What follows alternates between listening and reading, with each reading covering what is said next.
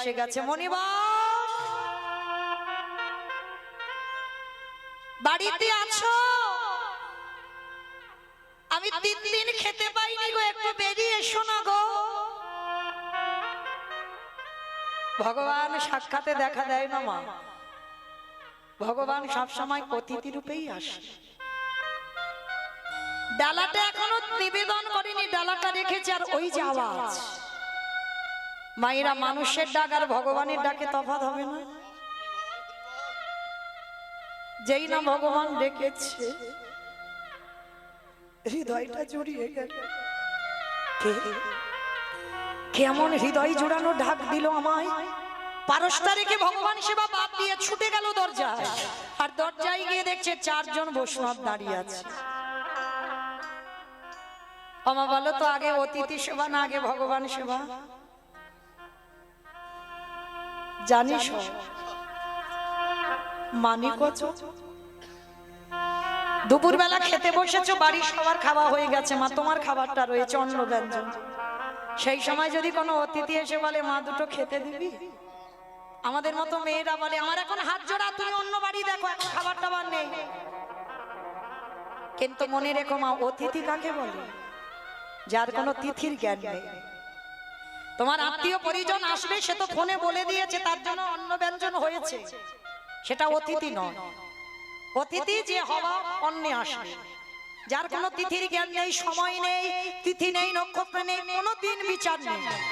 হঠাৎ যদি কেউ এসে যায় ভর দুপুর বেলা, হওয়ার রান্না। মনে রেখো মা, বহু বহু জন্মের সাধ্য সাধনা আছে বলে তবে দুপুর বেলা তুমি ঘরে পেয়েছো বৈষ্ণব। যদি একটা দিন নিজের খেতে নাও হয়, অতিথি যেন দুয়ার থেকে চলে না যায়।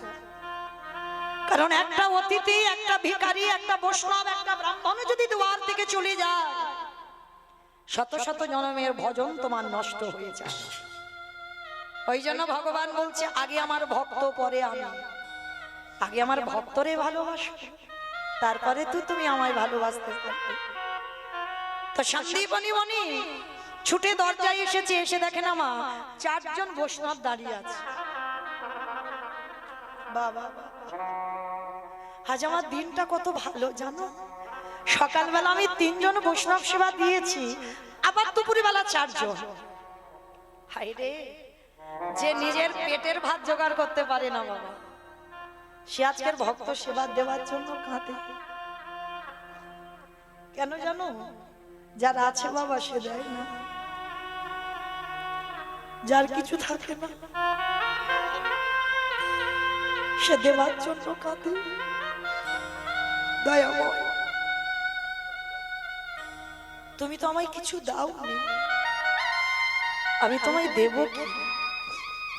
আর মনে রাখতে হবে মা, ভগবান কোনোদিন গিয়ে বড় লোকদের ঘরে আগে দাঁড়ায় না, দাঁড়াই যে দিনহীন পথের ভিখারি কাঙাল।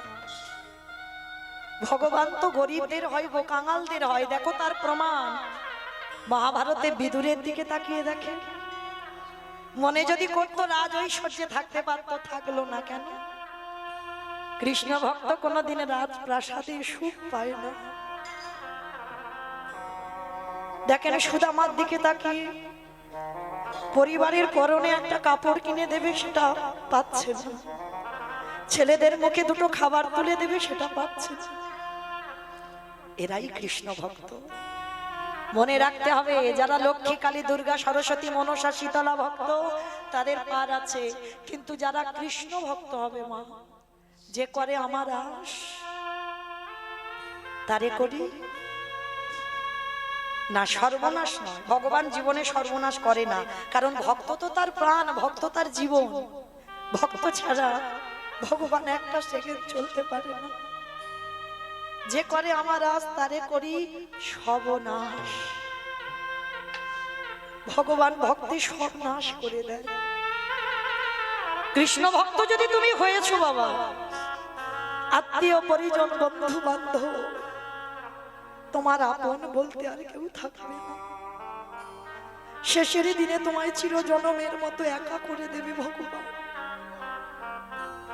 পথের ভিখারি করে দেবে, পথিক কাঙাল করে দেবে।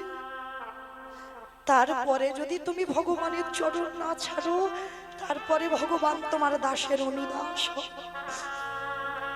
দেখেন বাবা, এটা আমার কথা বিশ্বাস করতে হবে না, একটু মিলিয়ে নেন গ্রন্থের দিকে তাকিয়ে। কান্দির জমিদার লালা বাবু ছিল না? কি গো, লালা বাবুর যখন 12 বছর বয়স, শুনে নেন, লালা বাবু 12 বছর থেকে দানি ছিল, ছোটবেলা থেকে দানি। মানে কিছু যদি খেত, মনে হতো কেউ যদি আসতো তাকে দিয়ে খেতাম। লালা বাবু ছোটবেলা থেকে বড় দানি ছিল। তো লালা বাবুর বাবার কিছু অভাব ছিল না, সোনা দানা টাকা পয়সা ঘর বাড়ি জায়গা জমি সম্পত্তি, অতুল সম্পত্তি ছিল। আস্তে অতুল সম্পত্তি ছিল বাবা। তা সেই লালা বাবুর কাছে একজন এসেছিল, কন্যা দায়গ্রস্ত পিতা, এসে বলেছিল, বাবু আমার মেয়ের বিবাহ দেব, কৃপা করে আমাকে একটু 1000 টাকা দিতে পারবে? লালা বাবুর বাবা বলেছিল, আমি তো দান ছত্র খুলিনি যে তোমার মেয়ের জন্য আমি 1000 টাকা দেব, দিতে পারবো না। তাড়িয়ে দিয়েছিল দূর দূর করে। যখন অতিথি চলে যাচ্ছিল, লালার সঙ্গে দেখা হলো। লালা অতিথির হাত ধরে বাবার কাছে এনেছিল, এনে করজোর করে লালা বলেছিল, বাবা তোমার তো কিছু অভাব নেই বাবা, সোনা দানা টাকা পয়সা সম্পত্তি তোমার সব ভরপুর, বাবা 1000 টাকা দিলে কি কমে যাবে? দাও না, এই অতিথি কন্যা দায়গ্রস্ত, 1000 টাকা দাও। সম্মান বাঁচাতে সবার সামনে ছেলে বলেছে, সবার সামনে ছেলের সামনে টাকাটা দিল। কিন্তু দেবার পরে যখন অতিথি চলে গেল, লালা বাবুর বাবা লালাকে বলেছিল, লালা যেদিন রোজগার করতে পারবে সেদিন তুমি দান করো, বাবার সম্পত্তি নিয়ে তুমি দান করো না। আর আজকে যে ভুলটা করলে, এর পরবর্তী দিনে যেন তোমার কোনোদিন ভুল না হয়। যেদিন রোজগার করতে পারবে সেদিন তুমি দান করো। ওই একটা কথাই লালার চৈতন্য হয়েছিল, বাবা তোমার এত কিছু রয়েছে, 1000 টাকার জন্য তুমি আমাকে বললে আমি রোজগার করে দেব। বেশ, সেই লালা সংসার ছাড়লো। সংসার ছেড়ে বর্ধমানে গিয়ে বাবা 20 টাকার বেতনে কাজ করছিল। ওই 20 টাকার মধ্যে খাওয়া থাকা সব। কোনোদিন বাড়িতে আর আসতো না। প্রতিজ্ঞা ছিল, ও বাবার মুখ আমি দেখবো না যতদিন না বাবা দেহ রাখবে। সেটাই করেছিল লালা। বার্ধক্য দশায় লালার বাবা কেঁদে কেঁদে বলে গেল, আমি যে ভুল করেছি, আমার একমাত্র বংশের প্রদীপ আমি তাকে তাড়িয়ে দিয়েছি। তবে আমি মরে গেলে আমার লালাকে আমার জমিদারিতে ফিরিয়ে এলো। বাবার মৃত্যুর পর জমিদারি থেকে ফিরে এলো। ফিরে এসে লালা যে যা চায় তাকে তাই দিয়ে দেয়। একদিন হঠাৎ কাছারি থেকে ফিরছে একটা ছোট্ট 5 বছরের বাচ্চা। ঠিক বিকাল বেলা সূর্য ডুবছে, তার বাবুকে বলছে, বাবুজি বেলা যে যায় বাসনায় আগুন দেবে। বাবুজি গো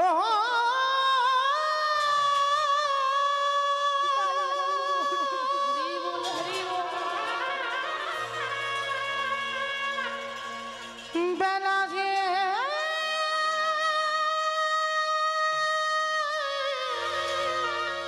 চলে যায়, আর সময় নেই বাবুজি, সময় নেই। এবারে বাসে না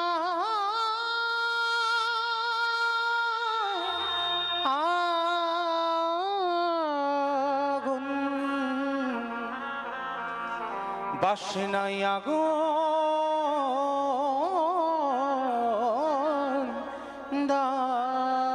বাসনা মানে কি? কলার বাসনা, ধোপার নেই। ওই কলার বাসনা পুড়িয়ে ছাই করে জামা কাপড় কাচতো।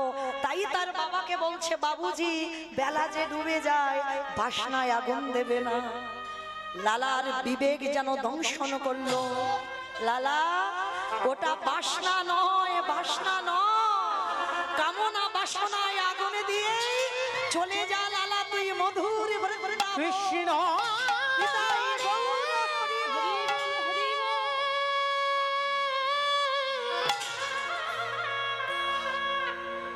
একেবারে দেখা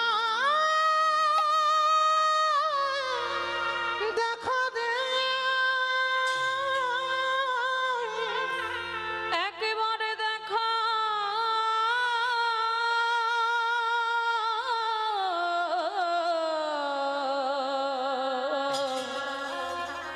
দেখা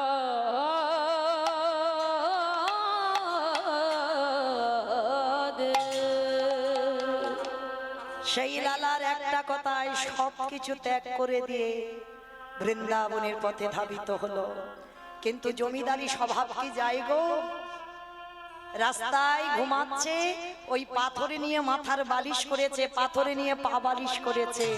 রাজা তো পা বালিশ না হলে ঘুম হতো না। কে যেন রাত্রিবেলা বলে উঠলো, লালা কৃষ্ণ পেতে যাচ্ছিস, এখনো জমিদারি স্বভাব তোর গেল না, ফেলে দে, ফেলে দে। সেই লালার কাছে ভগবান বলেছিল, লালা আমার একটা মন্দির করে দিবি? লালা বলেছিল, প্রভু মন্দির করতে গেলে অর্থের দরকার, সিমেন্ট বালি ইট লাগবে। একদিন আমি জমিদার লালা ছিলাম, কিন্তু আজকে তো আমি জমিদার লালা নয়, আজ আমি ভিখারি লালা। কি করে তোমার মন্দির বানাবো বলো? ওরে আমি ওই যে রড বালি সিমেন্টে গাঁথা ও মন্দিরে থাকি না, আমি থাকি ভক্তির হৃদয়ে। যে জন নয়ন ঝরে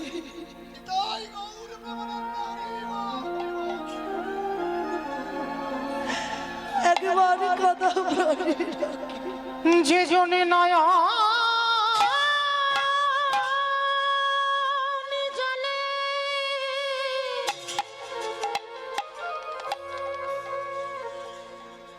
কৃষ্ণ তোমার হলামে বলে,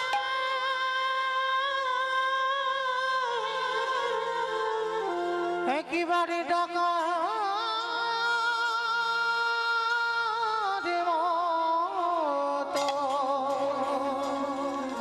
ডাকারে মতো ডাকিতে পারে আমি ভগবান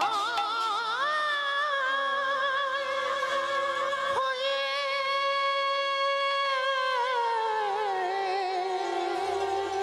ভক্তির দাবি বাধা পড়ি। সেই লালা সর্বস্ব ত্যাগ করে ছুটে চলল বৃন্দাবন। দেখেন তাকিয়ে নরোত্তম দাস ঠাকুরের দিকে, জমিদারের ছেলে জমিদারি ত্যাগ করে সর্বস্ব ত্যাগ করে চলে গেল বৃন্দাবন। তাকিয়ে দেখেন রঘুনাথ দাস, আহা ছোটবেলা থেকে বৈরাগ্য ভাব, সংসারে থেকেও বাবা বৈরাগী হওয়া যায়। যেদিন তোমার জিহ্বার লালসা চলে যাবে, যে ভালো মন্দ খাবো আর ওটা থাকবে না মা, কোন রকমে একটু আলু সিদ্ধ অন্ন হলেই হবে পেটটা ভরার মতো, যেদিন লালসা চলে যাবে, যেদিন তোমার এই চোখ শুধু সাধুগুরু বৈষ্ণব ভগবানের চরণ খুঁজে বেড়াবে, যেদিন তোমার কান কোনো আজে বাজে কথা নয়, কৃষ্ণ নাম ভাগবত নাম ছাড়া কিছু জান শুনতে চাইবে না, যেদিন তোমার দেহকে কেউ পরশ করবে তুমি অনুভূতি পাবে না যে কেউ আমায় পরশ করলো। এই যে দেখো একটা ছোট্ট বাচ্চা, আমার সন্তান সম, কতটুকু ছেলে গো, এই বয়সে সবকিছু ত্যাগ করেছি, আমরা পতিত হয়ে পড়ে রইলাম। রঘুনাথ দাসও ছোটবেলা থেকে এত বিরক্ত করতো, যেখানে সাধু সঙ্গ ভক্ত সঙ্গ হতো রঘুনাথ বাড়ি থেকে বেরিয়ে যেত।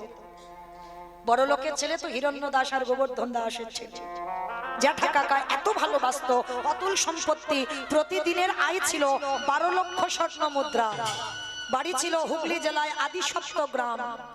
আজকে সেই ছেলেটা ছোটবেলা থেকে এমন বৈরাগ্য ভাব, কিছু ভালো লাগতো না, কোনো খেলাধুলা ছিল না, যেখানে সাধুগুরু বৈষ্ণব দেখতো তাদের পিছনে চলে যেত, ধরে রাখতে পারতো না। বাবা যেটা শেষে ছেলেকে বেঁধে রেখেছিল ঘরে রঘুনাথকে, কেন? কৃষ্ণ ভোলাবার জন্য। ভোলা যায় বাবা যে একবার কৃষ্ণ নামে ডুব দিয়েছি, কৃষ্ণ নামে কেঁদে যত শান্তি পাবে কোনো কান্নায় তুমি এত শান্তি পাবে না। কারণ বাবা যত নাচানাচি করো না কেন, কৃষ্ণ নামে কেঁদে যে সুখ সে সুখটা তুমি কোথাও পাবে না। তো এইবার সেই রঘুনাথকে বেঁধে রেখেছে, এক সপ্তাহ কিছু খাইনি, বাবা যেটা খাবার দিচ্ছে খাচ্ছে না। গুরুদেব বলদেব আচার্য ছুটে এসেছিল, রঘুনাথ রঘুনাথ শুনলাম তুমি পাগলামি করছো, তুমি এক সপ্তাহ কিছু খাচ্ছ না। হিরণ্য দাস জ্যাঠামশাই ছুটে এসেছে, রঘুনাথ আচ্ছা বলো তো তুমি কি চাও? দেবে জেঠু, আমি যা চাইবো তুমি আমায় দেবে? দেবো দেবো। তুই এক সপ্তাহ কিছু খাসনি, কঙ্কাল সারে দেহ। বাবা ভজন পথে যারা নেমেছো তাদের বেশি আহার বেশি নিদ্রা নিষিদ্ধ। তাই বা রঘুনাথ কঙ্কাল সার দেহ। তো জ্যাঠামশাই বলছে, বল বাবা কি চাস? জেঠু আমায় দেবে, আমি যা চাইবো? দেবো দেবো, বল কি চাস? তাহলে ত্রিসত্য করো, আমি যা চাইবো তাই দেবে। ত্রিসত্য করলাম। এইবার রঘুনাথ জ্যাঠামশাইয়ের দুটো চরণ জড়িয়ে ধরেছে, ধরে বলছে তাহলে দাও। কৃষ্ণ এনে দাওয়া কৃষ্ণ এনে দাও, কৃষ্ণ এনে দাও আমারে, কৃষ্ণ এনে দাও, কৃষ্ণ এনে দাও আমাদের, কৃষ্ণ এনে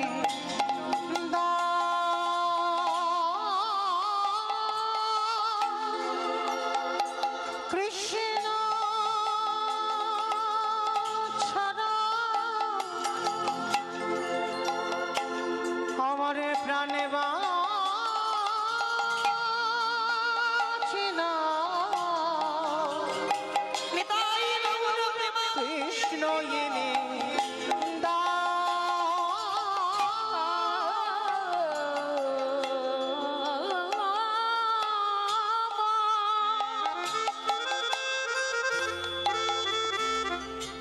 কৃষ্ণ ছাড়া প্রাণে বাঁচে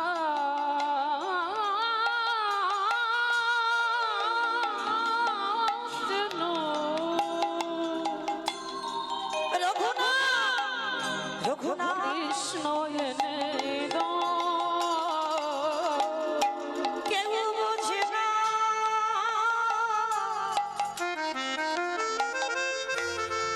আমার মনের কথা। জেঠু বলবো আমি কারে,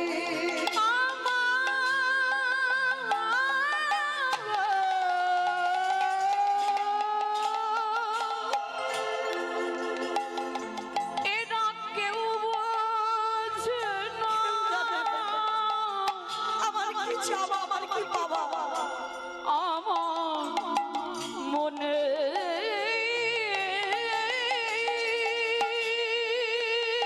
কথা,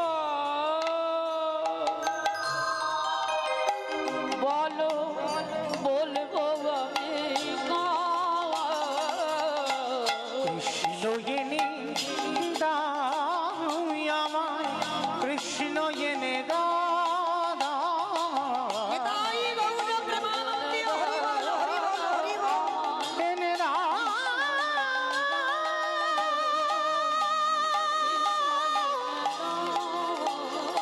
আমায়, কৃষ্ণ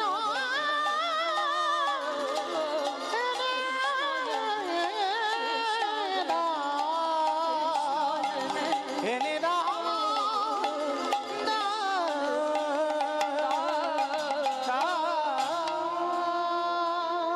দেখেন এরা জমিদারই ছিল, জমিদারের ছেলে ছিল, সর্বস্ব ত্যাগ করে বাবা পথের ভিখারি হলো। তাহলে বোঝাতে চাইলো কি, জগতে কৃষ্ণ ভক্ত যদি হয়েছ তাহলে তোমাকে পথের ভিখারি হয়ে যেতে হবে, তারপরেই তুমি কৃষ্ণ ভক্ত হবে। তোমার মাথায় যদি একটু ছাদ থাকে, ভগবান চক্রান্ত করে ওই ছাদটা কি করে কেড়ে নেওয়া যায়। কৃষ্ণ ভক্তদের এমন স্বভাব এমন চরিত্র হয়, কিছু তাদের থাকে না। আজকে ভগবান যেখানে এসেছে মা, আবার চলেন যেখানে ছিলাম, মনে পড়ছে কোথায় ছিলাম বলো তো দেখি, লীলায় কোথায় ছিলাম? কে শুনছো? বাহ, সেই যে চারজন বৈষ্ণব সেজে এসেছিল সন্দীপনী মনির দরজায়, আর মণিবর এসে দেখছে চারজন দাঁড়িয়ে আছে, ভগবান বলে চিনতে পারলো না। বলল বেশ আসুন, চরণ ধৌত করে চারজনকে বসবার জায়গা দিয়েছে। ছুটে গেল ঘরে, আর ঘরে গিয়ে মা চালের হাঁড়িটা খুলে দেখছে একটাও চাল ডাল নেই। গেল কোথায়? ওই যে সব নাশ যে করে আমার আশ, তারে করি সব নাশ, সব খেয়ে নিয়েছে, কিচ্ছু নেই। আর এই মণিবরের একটা 5 বছরের ছেলে আছে, ডাক দিয়েছে, এই বটু বটু। ভগবান কৃষ্ণচন্দ্রের বন্ধুর মধ্যে একজন বন্ধু, যার নাম মধুমঙ্গল। বাবা আদর করে তাকে বটু বলে ডাকে। ও বটু, আয় বাবা। হ্যাঁ রে, দেখেছিস হাঁড়িতে চাল ডাল দেখেছিস? কই না তো বাবা, আমি দেখবো কি করে? আচ্ছা বাবা, তুমি বৈষ্ণব সেবার জন্য কাঁদছো, কেঁদো না, তুমি একটু হরি কথায় দিনটা কাটাও, আমি ততক্ষণে ওই কয়েকটা বাড়ি থেকে ভিক্ষা করে এনে দিচ্ছি। পারবি বাবা তুই? কেন পারবো না, দাও। কি করেছে? ঝোলাটা বাবার কাছ থেকে নিয়েছে, সাষ্টাঙ্গে দণ্ডবত প্রণাম। বাবাকে প্রণাম করে একেবারে বাবা, ছোট্ট ছেলেটা ভগবানের মন্দির আছে পাশে, ওখানে গেছে। প্রভু, আমার জন্য নয় গো, আমার বাবা মার জন্য নয়, আমি যাচ্ছি বৈষ্ণব সেবার জন্য ভিক্ষায়, দেখো আমি যেন 2টি চাল ডাল পাই। ভগবান মনে মনে ভাবছে, হায় হায় হায় হায়, এলাম ওর বাবাকে পরীক্ষা করতে, এখন ছেলে বাঁধা হয়ে দাঁড়াচ্ছে, কি করব? তাহলে ছেলেকে একটু ঘষে মেজে নিতে হবে। ভগবান পরীক্ষা শুরু করলো, কিরকম? নিজের দেহে থেকে বাবা বটুর মূর্তি বের করেছে, তার তো অভাব নেই চাতুরালি, আর বটু সেজে গোটা গ্রাম ভিক্ষা করে নিয়ে চলে এসেছে, মথুরা, গোটা মথুরা, মানে কোনো ঘর ফাঁকা দেয়নি ভগবান, সবার বাড়ি থেকে ভিক্ষা করে নিয়ে চলে এসেছে। আচ্ছা বলো তো মা, একটা ছেলে যদি 5 মিনিট আগে আপনাদের এই গোটা গ্রাম ভিক্ষা করে নিয়ে আসে, আবার যদি সেই ছেলেটা 5 মিনিট পরে যায়, দেবেন ভিক্ষা? মেরে তারা করবে না? ভগবানের লীলাটা দেখো কেমন, ভগবান ওর রূপ ধরে ভিক্ষা করে নিয়ে এসেছে, এইবার আসল বটু যাচ্ছে, ভগবানকে জানিয়ে যাচ্ছে, আমি যাচ্ছি বৈষ্ণব সেবার জন্য চাল ডাল আনতে। কৃষ্ণ ছাড়া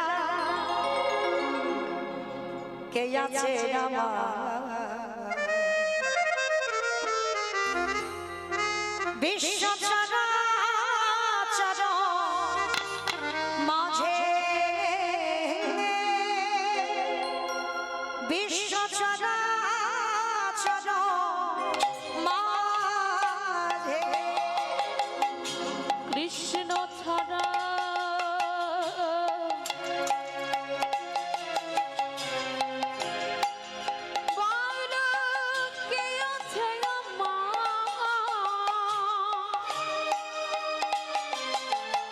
বিশ্ব চরাচর মাঝে,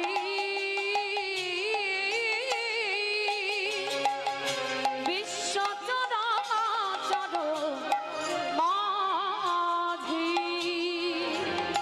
সে ছিল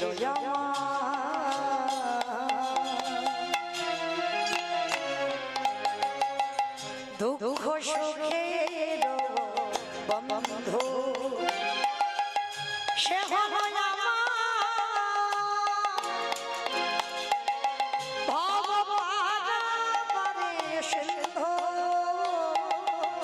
ছিল আমার দুঃখ সুখের বন্ধু,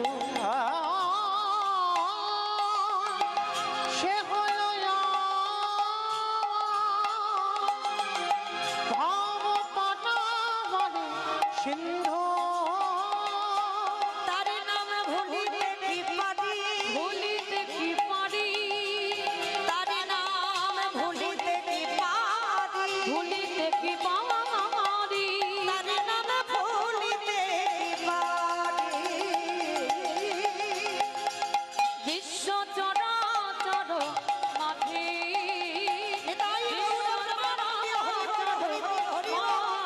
দেখাবে দেখা দি, দেখা দি। মথুরাবাসীরা সবাই বলে বলেন, সকালবেলা তোর বাবা ভিক্ষা করে নিয়ে